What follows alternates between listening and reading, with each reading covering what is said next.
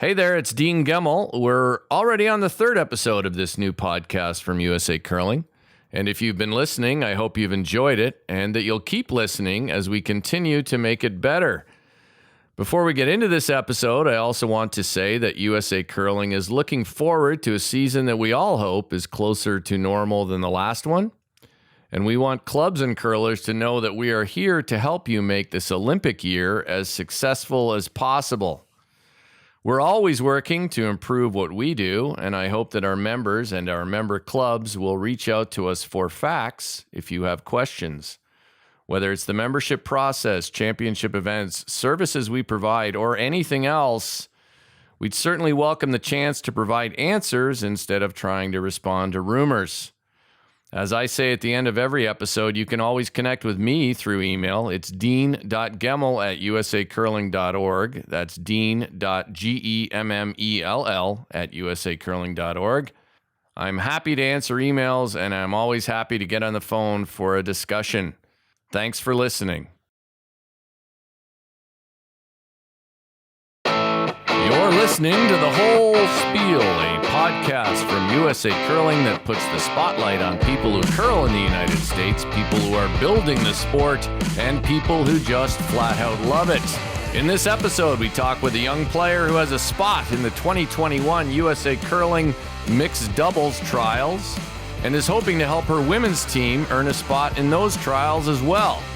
She's also connecting with clubs as part of the customer service efforts at USA Curling.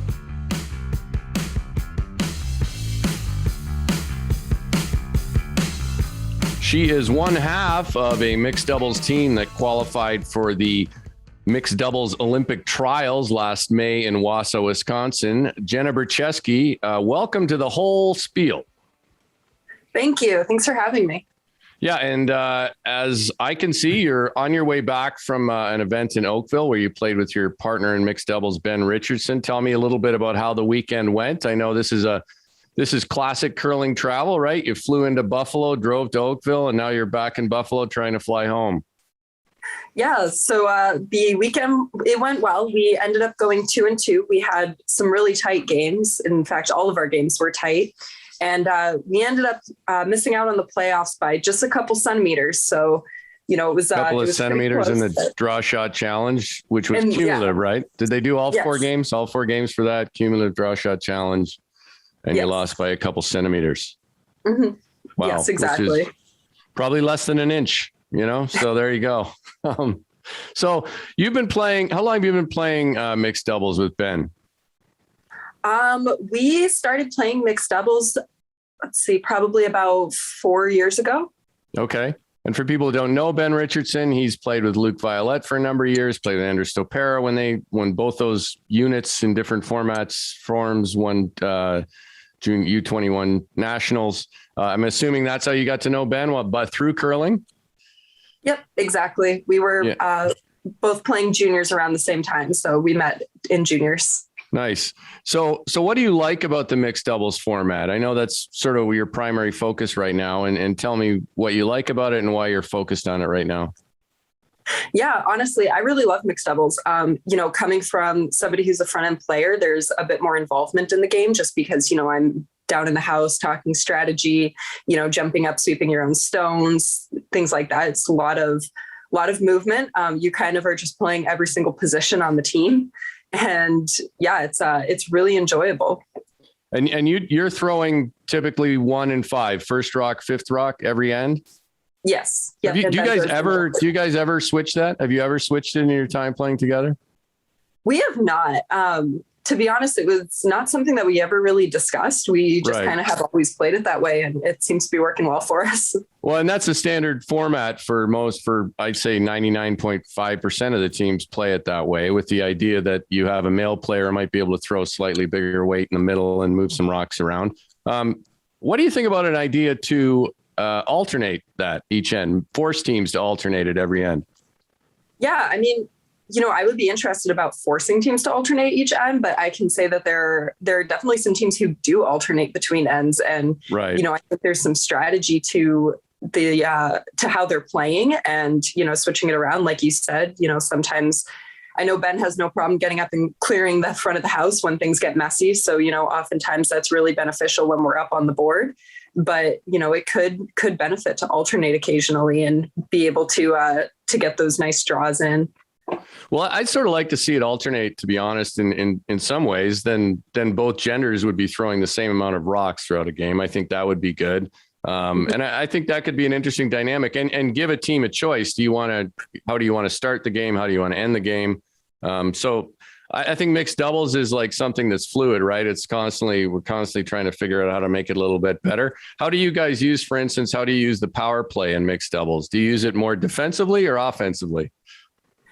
Honestly, we try to just make sure that we use it every single game. So it just, Right. It depends where we're sitting on the board, whether or not it's going to be used offensively or defensively, but we make sure that we use it. It's an advantage that they've given each team for the games. And so it's important to take advantage of that. Right. And for teams that are just starting to play mixed doubles, I mean, one thing you see a lot of teams do, right, is if you have hammer in 6 or 8 and you have some sort of lead, you might call the power play then to ensure that you score at least one, right? I mean, that's sort of standard these days. Yeah, absolutely. So we've covered that. Tell me a little bit about your thoughts on junior curling, youth curling in general in the United States. Tell me, where did you start curling? Yeah, so I started curling when I was really young. I'm a third generation curler coming out of Broomstones in Massachusetts. And I'm a very big advocate for junior curling and youth curling. I think it's awesome. And, I try to help out anywhere that I can. Camps, running junior programs at clubs. I really like to help out with the juniors. I think that we really, as a country, are in need of a strong junior program. And, so getting as many kids involved in the sport as we can is really crucial. No, Broomstones is certainly one of the more successful programs we have across the country, both in terms of overall participation. I think they're at 80 to 90 total kids in it. And also in terms of the number of elite players they churn out of that club. And, I want to see both sides of that grow. And I think we need to get more clubs with that big overall participation number. So what do you think worked for you? Since you're close enough in age, you might remember, what do you think worked for you as a participant in the Broomstones youth program?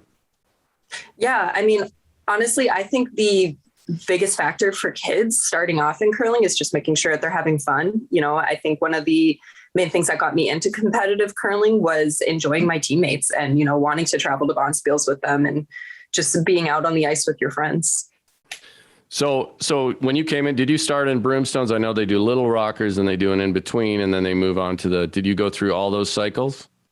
I did. I started off in Little Rockers and I'm pretty sure I quit curling for about a year or two. I actually did not enjoy it, but, came back. So I'm glad that I did come back, but yeah. Well, you make a point there that sometimes I'm wrestling with. I don't know, if I was going to talk to a club just starting a junior curling program or youth curling program, I might even say, focus on those older ages and not Little Rockers. You started Little Rockers and quit. I'm actually reluctant to introduce my son to Little Rockers because I'm worried he's going to be bored. So it can be challenging, right? Little Rockers. Yeah, absolutely. I know, especially at that age, it can be a little frustrating too, because, you're basically weigh the same amount as the rock and trying to push it down the sheet. And some clubs do have those smaller rocks that are a little bit easier push. But then I know for myself, my older brother was already pushing the big stones and I wanted to push the big stones. Right. Kids, whenever there's little rocks, kids come out and want to throw the bigger stones. The trouble too with, the light rocks aren't bad, but the true original little rocks, they're lighter, but then they don't go as far. So it sort of defeats the purpose. Yeah, absolutely. So tell me, what you think. Did you play other sports growing up? Not really. I pretty much dove headfirst into curling. Wow. What about other kids you've known who like, I know Luke Violet was a hockey player, Andrew Stopera, for instance. I'm talking kids, young people who are just out of juniors or just out of youth curling. Andrew Stopera played baseball. So what other sports do you know of other kids, since you were so full on in curling? What other sports do you know that kids played before they started curling? Yeah, I know Allison Howell was a really good soccer player. Right. Tom Howell was a baseball player. Right. Anne-Marie used to be a cheerleader. Anne-Marie Duberstein. She was a cheerleader. Madison Bear was a tennis player. I think that I think that there's no connection really between people who play other sports and people who curl. I think oftentimes, it's just kind of whatever sport interests you, you play in high school and then, dive straight into curling afterwards. Well, the reason I ask is I think going forward, I'd love to see us as an organization try to connect with some of those sports that are offsetting, like a summer sport, and try to get some of those kids to participate. So we get more kids playing who aren't just, I grew up as the son of curlers. You were the daughter of curlers. So, but I really want to see us get more, open the game up to more kids who may not consider it, and connecting with some sports like tennis, like baseball, like soccer. When a kid enters high school, then might think, well, I need a winter sport, or maybe I'm not quite good enough to play college soccer. So maybe I'll try curling in the winter, et cetera. So that's why I ask. I also know you've started a new job with USA Curling. We're happy to have you on board. Tell me a little bit about the job, and not that I don't know about it, but tell the listeners about the job and what you're doing in it, and how you hope to contribute. Yeah, absolutely. So basically, I was hired on as essentially a customer service position. So my job is to focus on membership clubs in the US and, just kind of be that communication between different clubs in different regions and USA Curling. It's definitely an area that, I think communication is something we've lacked in before. And it's something that, I hope that my efforts, along with, I was hired with Danny Casper and Coleman Thurston. I hope that our efforts together and, efforts coming out from the curling clubs are going to be able to create a stronger relationship between membership clubs and USA Curling. Yeah. I think I'm 100. I know everybody at USA Curling's in 100% agreement that we trying to improve how we communicate with our member clubs. I'm always open. I reach out to clubs a fair amount too, or pretty regularly, sometimes with annoying requests, but I want to talk to them too. So I'm glad you guys are on board to do this. And I would encourage any USA Curling member clubs to know that they can reach out to you, to Danny, to Coleman, or directly to me or anyone else at USA Curling. We are trying to be a customer-focused organization.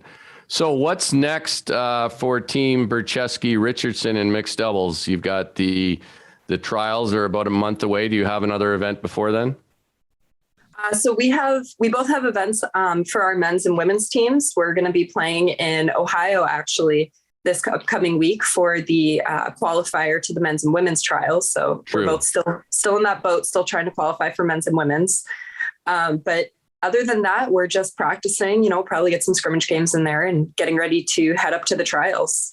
And I should have asked you earlier, but who tell people who your women's team is comprised of. Yeah. So my women's team is Christine McMakin at skip, Jackie Lemke at third, myself at second, Maya Willards at lead, and Nicole Prohaska. Yeah, Nicole Prohaska.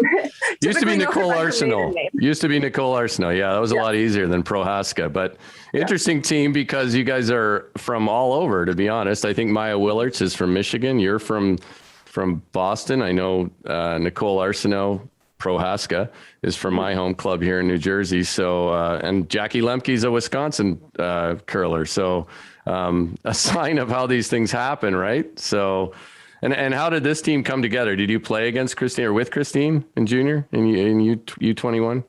Yeah, so I've actually played with Christine for a number of years in U21, and I should have known that. Sorry. No, that's okay. And Nicole. Her and I actually played mixed together many years ago, actually out of your home club in New Jersey.